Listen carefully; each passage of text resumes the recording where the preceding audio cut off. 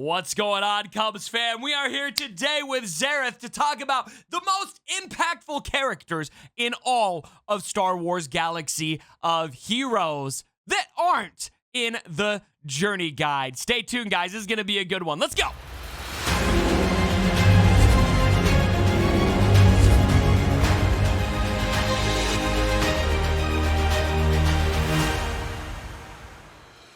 All right, fam, here we are. We got the man, the myth, the legend, Xaereth here to talk about this list with me. And Xaereth, big congrats to you on the video. Recently hit Twitch partner. Congrats, my dude.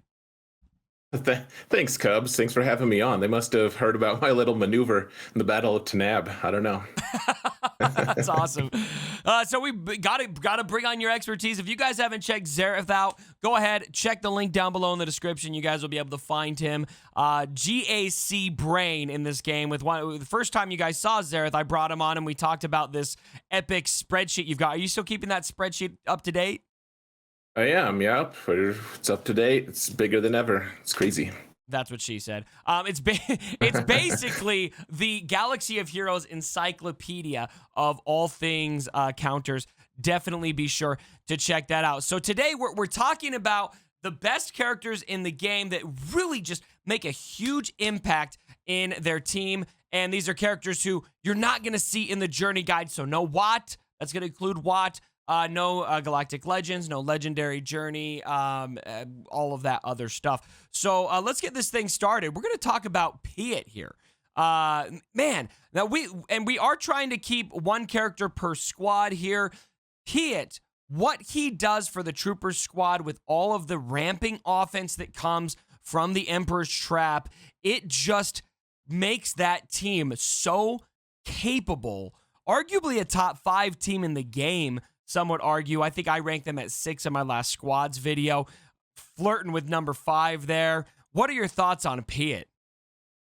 Oh man, he's so good. He's so versatile. He makes that team.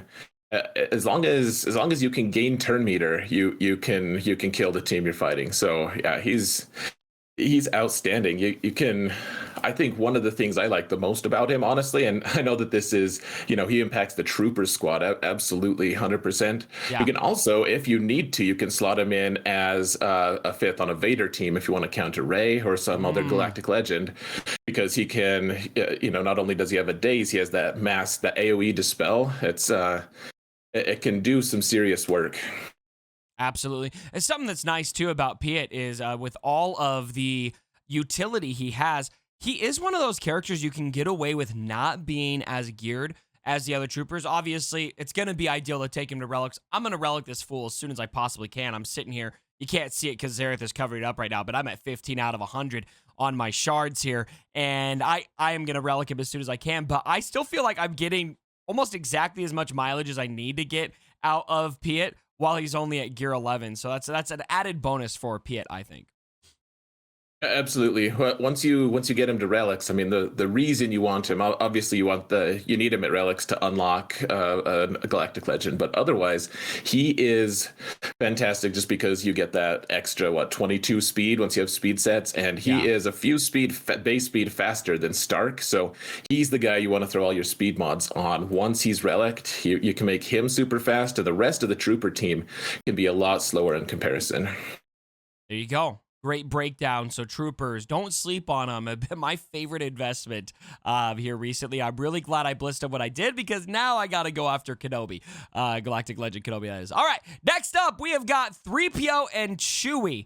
This is one of my favorite characters that has hit the game in the last couple years. Not just because it's one of my favorite moments in Empire Strikes Back. I just think it's hilarious. All of the interplay between Chewie and 3PO is just so funny. But the blind, the ramping damage, the bonus attacks, really, it just kind of reinvented that CLS team, which is very legendary character hungry. And in a lot of ways, this marquee character came in and took the team to the next level. Oh, it totally did, man. This team is legit, Yeah. legit AF. It is so good. Yeah. it and one thing I'll note, guys. I know that a lot of people kind of say that the Zeta is a PVE only thing because you'll only kill a couple guys in squads, but Yeah.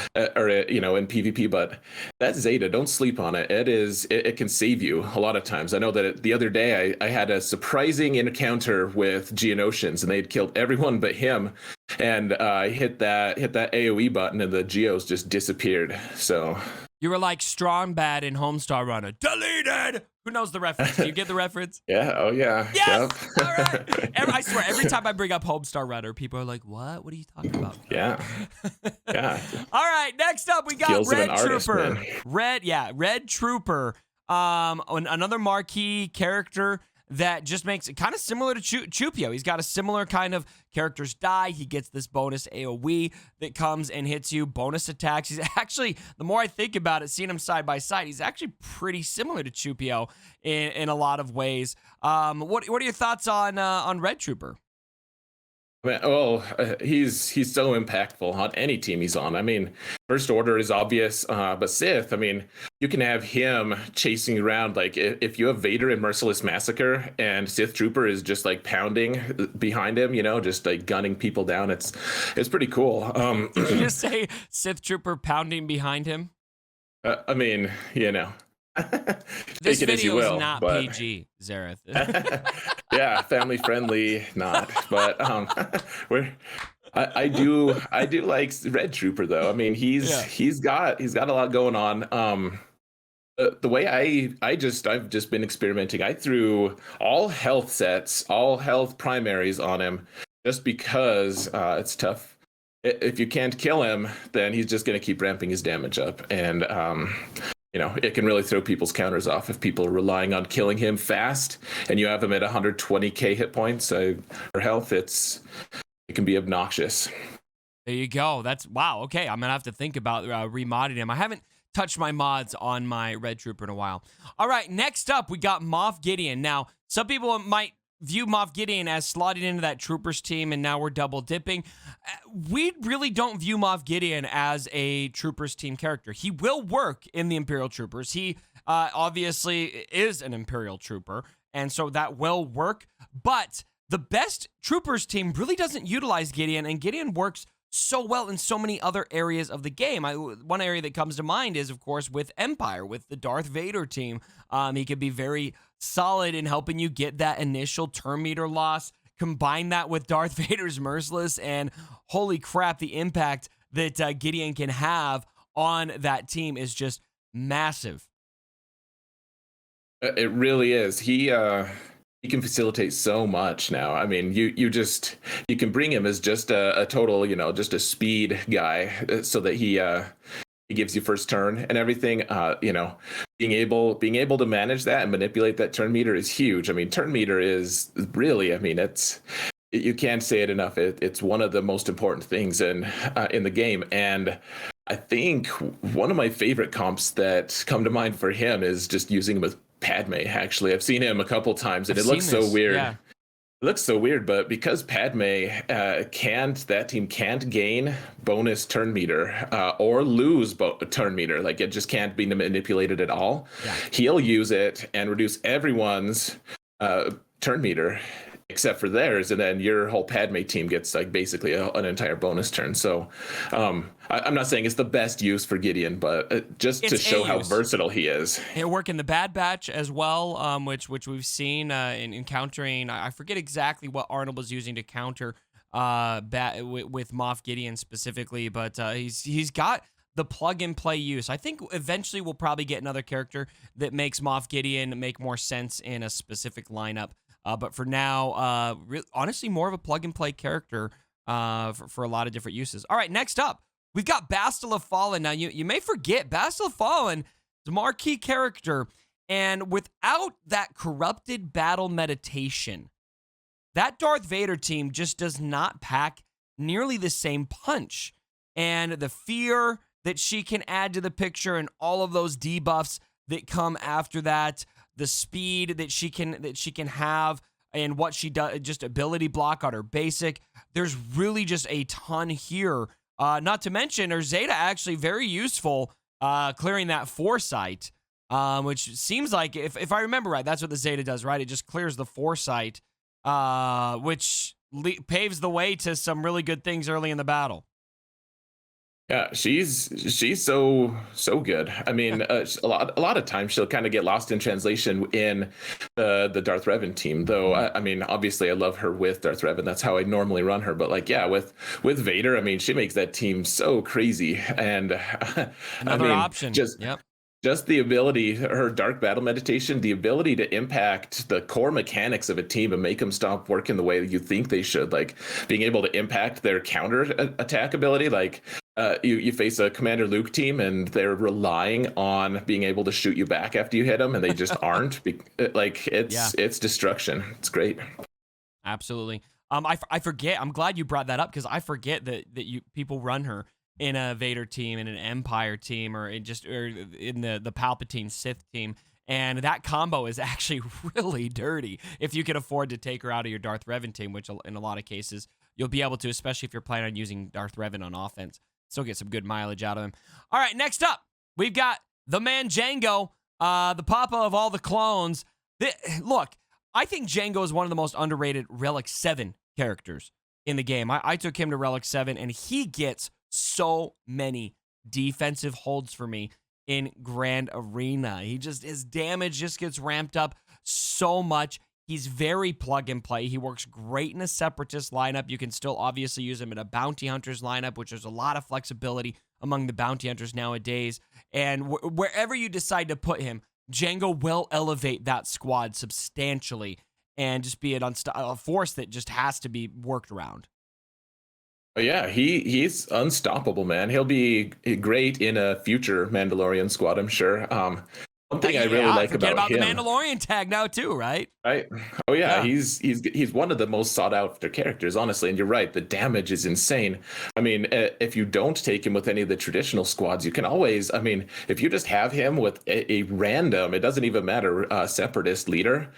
Like you're guaranteed, unless they have some way to stun him, which some squads do. Like he's guaranteed to nuke someone because he's not going to be killed, regardless of how much you've loaded turn meter. So, you can just use him as just a mobile cannon to get some damage in if you need to. I mean, that works in raids too. Frankly, like if you need to get a little extra damage, I know that the Rancor has basically been solved by now. But if your squad or if your guild is small enough and you can't quite get past that last hump, I mean. Django, like just using him as a cannon there, the Rancor won't kill him.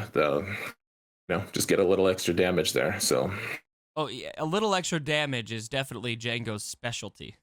All right, next up we got Echo, Bad Batch Echo, making a huge impact on that Bad Batch team. A lot of us were really skeptical about the Bad Batch, and then you brought Echo into the picture, and boom. Bad Batch went from 0 to hero, launched all the way up. I've got them ranked at number 7 best squad in the game outside of the Galactic Legends. They could basically be every top 10 team outside of Galactic Legends. I definitely feel like there's probably going to be some Galactic Legends counters that get discovered with the Bad Batch. There's just so much that Echo adds to this team. Easily one of the most impactful characters in this game. Dude, I can't believe how good he is. He's insane. Just the utility he has. I know my buddy Calvin Awesome. He used 3-star Gear 11 Bad Batch to finish that Galactic Challenge just recently. That no one could finish with their Relic 7 clones at 501st. He put good mods on them. Wrecked by that. Oh, dude, everyone was. Dark Most people Trooper just deleted everybody. Right. Right. Oh yeah, he did. And but Echo, man, he's great, and his animation is cool, and he's got like an egg beater on his hand, so that's handy. Yeah, I mean, he's sitting there making pancakes and dishing out all of the health that everybody needs to stay alive, and obviously just so much coming from Echo. He's versatile, man. He's versatile. This guy's not messing around. I love that. All right, you guys know we're not making this list without Darth Vader. All right, he's an achievement character. You can get him in, obviously, the fleet shipments, and he's just one of the best characters in the game, better than so many legendary characters, honestly. Merciless, I mean, how do I even adequately put into the English language how good Darth Vader is? I mean, he kind of just speaks for himself. He is crazy good. He's ridiculous. Right. I don't even know what to say beyond that. I mean, it's self-evident. We're fangirling right now. This is also the best rework in the game ever. I just remember looking at this rework, my jaw dropped. I thought, oh my gosh. And to pay homage to the hallway scene for Rogue One. And there's just so many ways to juice him up. Put Watt in there, give him the weapons tech. He gets all of the dots out there with Palpatine. He's going to get the bonus turn, go into Merciless. Chuck your saber at somebody right away. It's going to work better in TB because you got more enemies, more waves of enemies. It's going to work great against so many different teams. Obviously, he's found ways to counter several galactic legends, Rey being one of the more notable ones. It's really sad to me. I only have him at Relic 5. I've been wanting to take him up to Relic 8, but resources are thin. Also, one of the best high Relic characters to seek after as well. So, yeah. Anything else you'd add about Vader? You say you were reading the kit and your jaw was dropping. I remember reading the kit and scratching my head. I was like, what does this do? It's so hard to well, it was a totally different concept. I should say my jaw probably dropped more once I saw it in action. I went, oh, wow. Fair. Yeah. I know. I was like, oh, that's what they meant? Yeah. Holy balls. Holy balls, this is good. All right. So good. Next up, we have got General Grievous. Another one. It's just like Vader. It's like, what more can you say about Grievous, man? The ramping offense from his health. Obviously, once you added Gear 13, took him from, okay to great. And then add the relics, even better. All of the offense he gains from that, the bonus turns, how he brings those droids together. Still one of the best defensive teams in the game. And, I mean, clearly, without Grievous, it just doesn't work. Oh, yeah, and he's my nemesis lately, actually. I've been working on a Mon Mothma team trying to counter Grievous and, like in 3v3, I've been able to do it so consistently with Cassian, with Mothma, Cassian, and K2. In 5v5, though, something keeps missing. Like at some point, there's like this vital time that he just gains all this turn meter because of all of the target locks, and it's just game over. So trying to figure that out. But yeah, he's very easy to admire, easy on the eyes. He's a good man. Grievous is easy on the eyes. Confirmed. Easy on the eyes, man. Xaereth, with the theme of this video, it sounds like you got a thing there for Grievous. Yeah. So you going all Lando on me here? What's a man to do? Yeah. So he's got 4 lightsabers, man. This is we're gonna get demonetized and deleted from YouTube. All right, next on the list, we got Nest. Obviously, we're gonna put Nest on here. She's broken on it. There's so many times that I go up against Nest, I'm just like, this character's so broken. This ability, if you get stuck behind all of the stacking protection up, you can be in big trouble. And Nest could really take a team and make that team defeat you, time you out, just because you haven't planned adequately for Nest. Maybe you take a CLS in there, you thought you'd have enough damage, you're stripping Terminator too fast, and Nest just stands there, and she is an immovable object. And then let's not forget, she's going to counter, she's going to dispel, she's going to daze. So, there's just so much going on with Nest. I don't think Nest will ever not be relevant. Yeah, she is so obnoxious, and even if it doesn't end up being like the centerpiece for whatever team she's in, she's still. I mean, you just throw her with Rey. I've had a few times that I'm like, I don't know what to throw with Rey. Like, I already have all the characters that I normally put with her on a different squad. Like, what am I going to do? Put Nest in there, and then I get a hold, and Rey is dead, and Nest is just hanging out there with her middle finger. It's nice. I've been middle fingered by Nest more than once.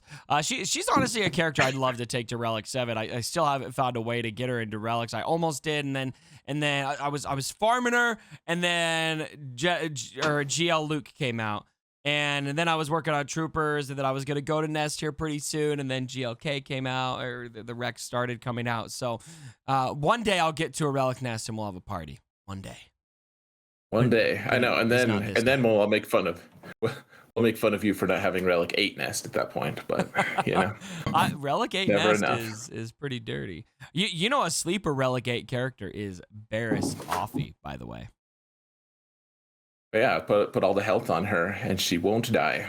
Yeah, I saw that recently. Oh. I saw that recently. So, all right, that wraps up our top 10 list, ladies and gentlemen. Tell us what you think about these characters. Obviously, in no particular order, just some really impactful characters off the journey guide. Xaereth, thank you so much for joining me for this video. Anything you want to say to the Cubs fan before we jump off here?